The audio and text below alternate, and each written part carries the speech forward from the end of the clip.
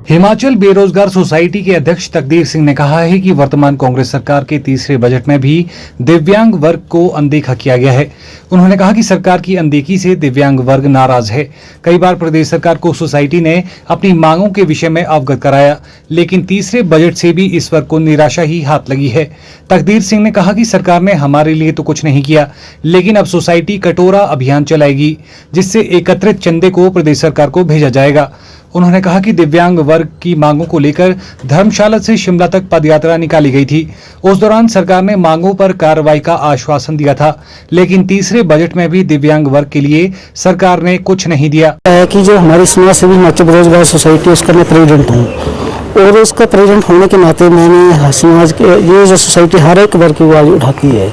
तो कहने का मतलब मैं एक विकलांग हूँ, मेरे साथ जो विकलांग लोग जुड़े हुए हैं तो उनके काफ़ी मुझे फ़ोन आते थे।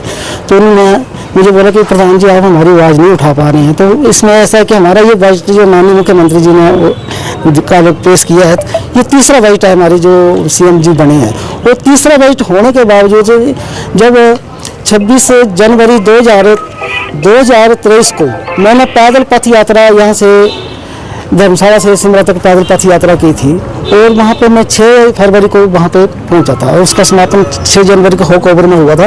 तो माननीय मुख्यमंत्री जी और उनकी मिसेस जी ने हमारे से वादा किया था कि हम बजट में आपको कुछ अच्छा देने वाले हैं। तो ये तीसरा बजट हो गया माननीय मुख्यमंत्री जी की सरकार का। और तीसरे बजट में सब वर्गों का ख्याल रखा गया है, लेकिन दिव्यांग वर्ग का ख्याल उन्होंने नहीं रखा, 1 रुपया तक नहीं बढ़ाया। और दूसरा ये कि महंगाई का दौर, हर एक तरफ से महंगाई बढ़ रही है, 4 तरफा। और पेंशन जो है 1150 है और 1700 रुपये है।